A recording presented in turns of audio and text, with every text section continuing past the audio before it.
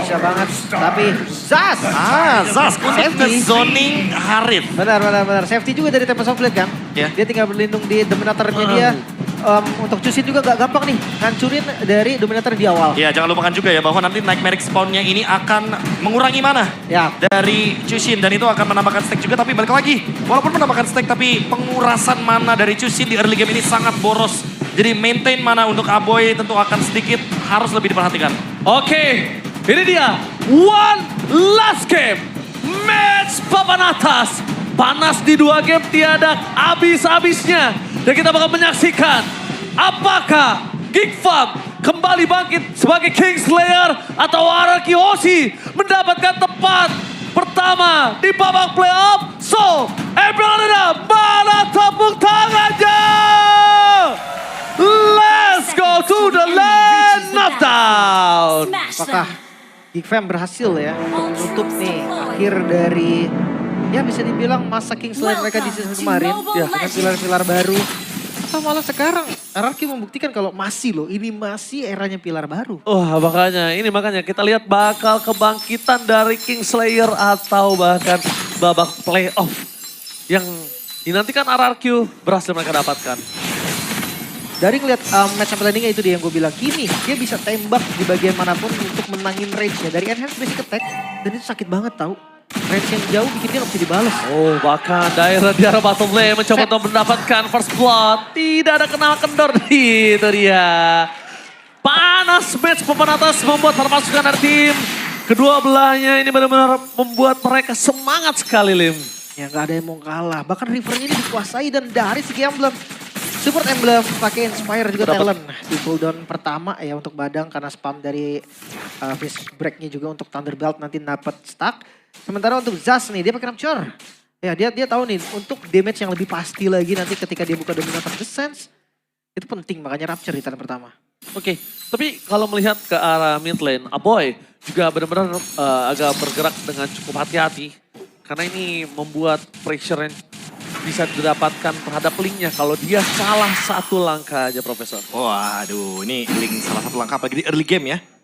Dimana dia butuh banget level, butuh banget scaling, tapi kadu objektif juga nggak boleh buru-buru. Karena emang bukan tepatnya. Dan seperti biasa lawannya Suyo ya. Alangkah baiknya mungkin dilepaskan aja atau seperti biasa ya. Membiarkan nanti Link-nya dapetin level 5, buying time, dan nanti tiba-tiba menang dari damage distribution. Oh, ya. Tapi nampaknya counter setup selama Baleski masih belum berada di level 4. Kayaknya agak cukup berat untuk saat ini. Tapi kondisi dari para pasukan dari tim RRQ, mereka sudah melakukan setup menuju ke arah Turtle. Informasi juga pun telah didapatkan.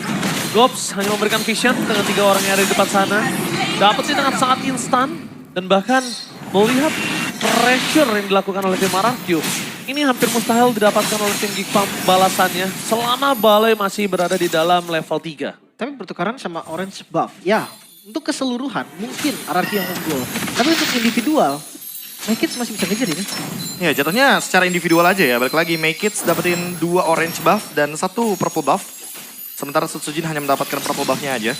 Level secara individual mungkin akan sedikit tertinggal. Tapi balik lagi, karena RRQ dapetin gold secara keseluruhan. Jadi team play-nya akan mungkin lebih connect nantinya. Go farming, itulah tujuan dari Geek Fam di awal. Mereka mid-nya ada Harith dari mid game, late game-nya ada Link. Nah justru jawabannya harus ditentukan oleh RRQ. Dia harus coba pegang lagi temponya, harus lebih kasarin lagi.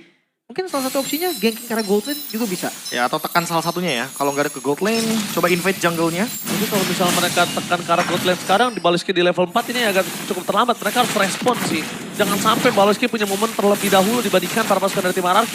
Dan ini dia MPLID Extremer, Brandon Kent. Salah satu Kingdom juga bisa dibilang, tumben lagi gak pakai jersinya. Panglima. Dan agak tegang juga kayaknya ya. buat tegang lagi. Tangannya udah dijepit-jepit, udah begini-begini, udah kayak hidung-hidung tuh. Kalau dibilang pala tuh garuk gak gatel ya, bisa dibilang. Tapi lihat surprise! Menuju ke belakang, lihat mencoba diselamatkan oleh para pasukan dari tim RRQ lainnya. Bahkan membuat didapatkan para pasukan dari tim RRQ. Dibalaskan dengan kehilangan seorang Kadera, tidak akan kenal kendor. Tapi seorang Kadera bersama dengan Baleski menjadi korban keganasan para pasukan dari tim RRQ. Ghost gak ada jalan untuk pulang, gak ada primal war. Dan bahkan Ghost di depan sana harus menjadi korban ketiga. RRQ merespon dengan sangat cepat dengan tidak adanya para boy. Kali ini Team fight-nya berbeda sangat jauh. Oh kelihatan? Oh, Walasit dan bahkan Make-It.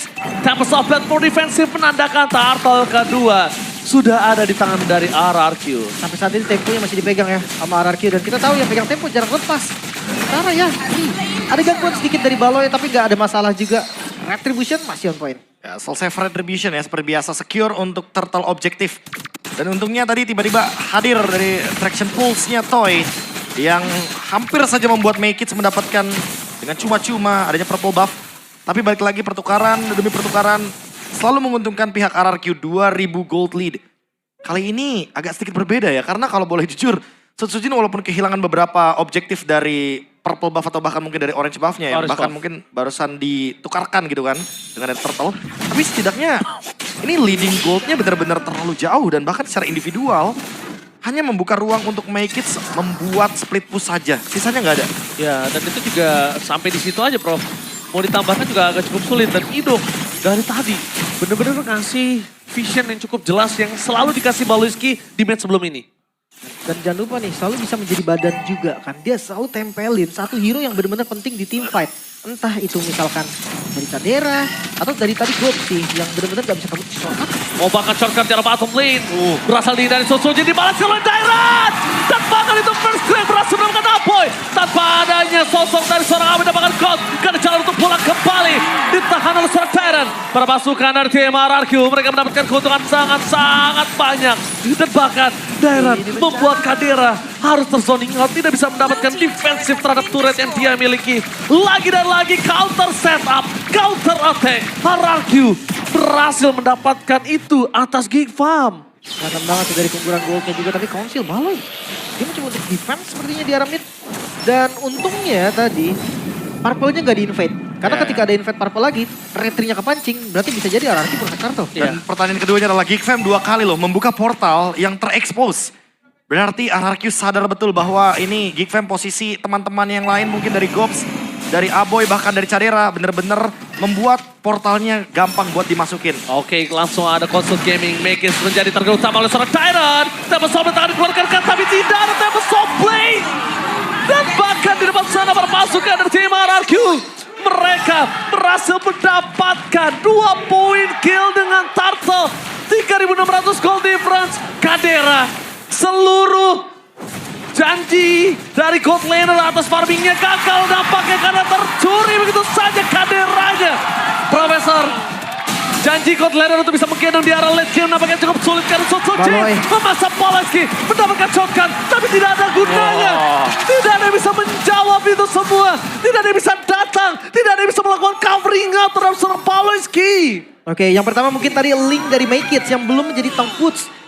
Alasan dibalik efek stun yang tidak henti tadi. Yang gak bisa untuk ngeluarin Tempest of Blade bahkan. Tapi Kadera tiba-tiba bisa jadi kill keduanya. Ya terlalu overzone ya tadi ya. Dia ingin melakukan split push dan Gops. Gops mau dimakan. Gops mau dimakan kali ini tapi nampaknya berpasukan dari tim RRQ.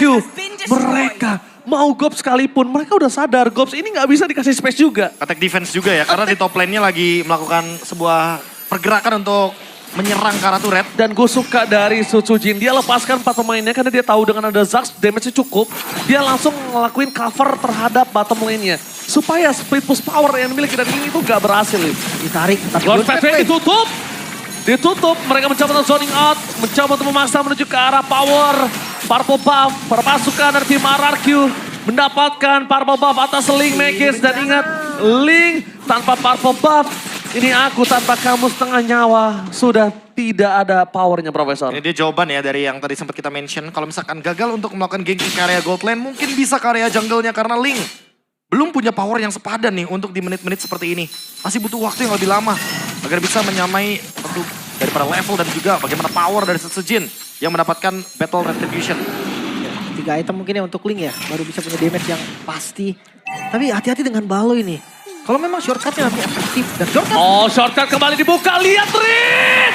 Cover bersama teman-teman bersama dengan seorang Tyrant. Langsung melakukan positioning yang sangat baik. Kehilangan seorang Pawlowiski kembali untuk kesekian kalinya. Lihat respon Rins, lihat Tyrant. Dia langsung flicker melakukan cover dengan sangat-sangat cepat. Efektivitas yang sangat tinggi. Dairon, kita sempat tadi membicarakan Dairon untuk mengurangi gerakan tambahan. Tapi ternyata benar-benar seluruh gerakan Dairon kali ini semuanya efektif banget sampai flicker-flicker ya Prof. Balik lagi ya, tadi ada sebuah portal yang terekspos dan langsung di cover dengan cepat juga. Apalagi buat sekarang dengan kehadiran dari Oracle yang akan membuat shield dia makin banyak nih untuk Dairon. Wait, Palo pukul mundur lagi. Dan lihat dari semua player RRQ mereka unggul dari segi gold. Ini bahaya banget dari Geekfam. 5.000 gold memang ini angkanya masih bisa dikejar tapi Make It. Gak dikasih pulang kah? Dijepit. Oke, Make It masih ada Pitch Voice tapi tanpa ada Purple Buff dia gak bakal bisa lama untuk bisa bermain dan mencari ruang gerak. Itu dia Purple Buff yang cukup sulit dan harus dihadapi oleh Make It. Scopes dan Upboy. Dia mencoba untuk semaksimal mungkin mencoba untuk menyelamatkan ke arah Purple Buff-nya. Tapi itu yang bisa dilakukan Andrins ya. Dia gak peduli apapun yang terjadi, damage-nya terlalu besar. Mundur ke belakang di follow dia dengan Tempest of Blade. Make It dapetin Purple Buff tapi dia ada bottom lane. Lihat Lordet dan Sotsojin. In and out gameplay kembali terjadi. Dan berhasil mendapatkan Upboy sebagai mid laner mereka. Dan ini enak banget sih. Kita udah bahas tadi di game kedua dengan perfect timing ya. Dan bahas di bagian bawah hilang. Tanpa ada penjagaan sama sekali. Wah gak bisa Lim. Masalahnya udah gak ada Upboy. Kadera kalau dia main terlalu offside. Zaman Force keluar ini bahaya nantinya. Dan power clear-nya juga nggak sekuat itu kan. Karena ada Chusin di sini. Jadi nggak bakal cepet-cepet banget untuk clear mini. Dipaksa mendapatkan best friend di mid lane. Bakal membuat Dairon di depan sana menjadi sebuah padan. Tapi lihat fokus. Dan Pawlowiski. Shortcut-nya kembali gagal. Bahkan Make It mencoba untuk melakukan sedikit flanking. Gamify masih disamber. Menjadi satu mobil yang utama dan free hit. Toy terlalu sakit. Lihat satu item yang cukup mahal. Plot Wings merubah segalanya untuk para pasukan. Dan ini bencana. Inilah pemain. Fokus ke Rampes. Dan Res Regum kill. Mendapatkan tiket pertama ke babak playoff. What the river sweep from RRQ. Tidak ada clean sweep, yang ada river sweep. Dan ini dia tim pertama yang mendapatkan tiket playoff untuk KPLA di season 15. Tiket pertama yang diamankan, tempat pertama yang diamankan juga. Double digit match win